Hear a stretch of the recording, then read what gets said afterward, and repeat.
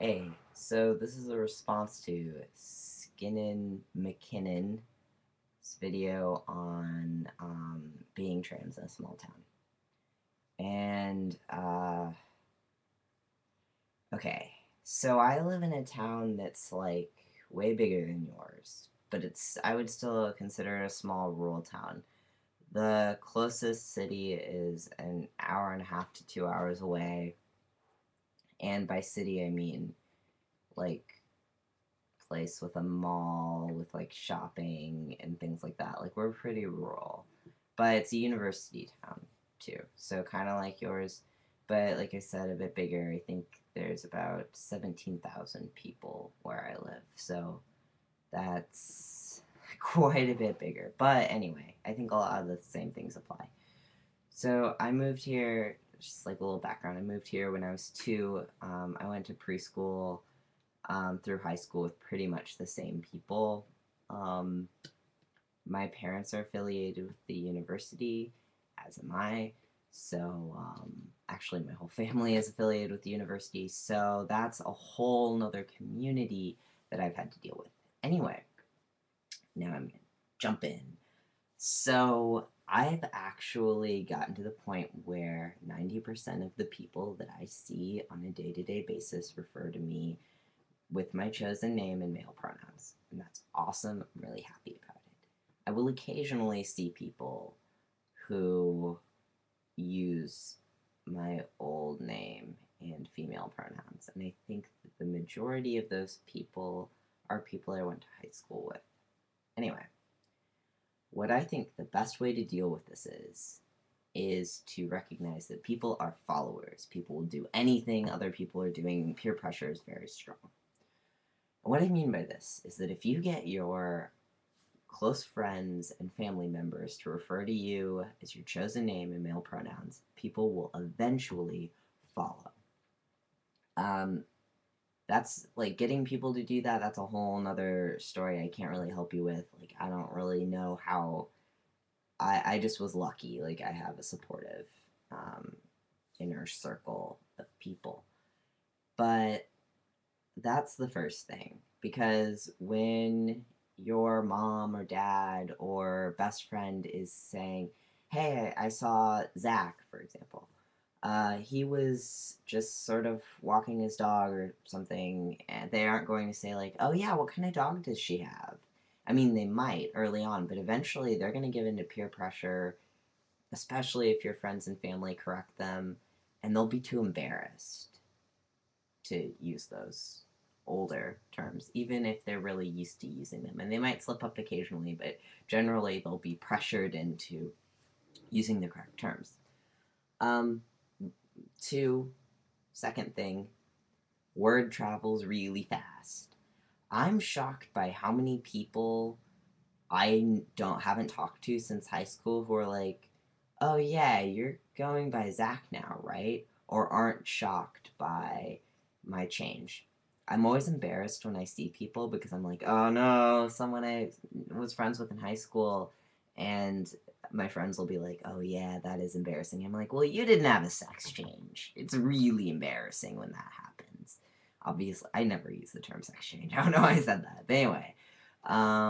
So yeah, word travels fast, so you will find yourself not really needing to explain yourself very often because people talk in small towns, and especially with Facebook and like social networking sites, pretty much everyone knows. And that kind of helps you because people who are nice and care about you, which that's the third thing, most people are nice and care about you if they've known you your whole life are not going to want to be mean to you and they're going to try at least like, "Oh yeah, I've heard you go by Zach.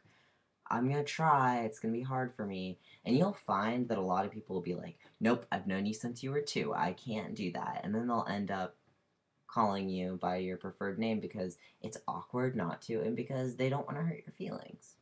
So that's major, you know.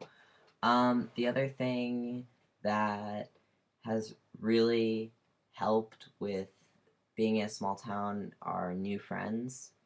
And I don't know if you're really going to have that option because in such a small town there aren't a lot of new people, but I met a lot of people in college that I'm way closer to than my friends in high school, and they've mostly known me as Zach. I mean, some of them I was friends with my freshman year before I transitioned, but I'm a senior now, so like most of college I've spent transitioning.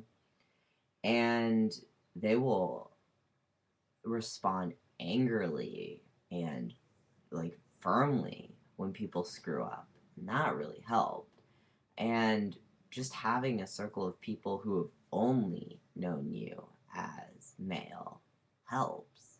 And that kind of goes with the first thing. But like, I was in a bar the other night, and this guy I went to high school with was like, hey, old name, like, what's up?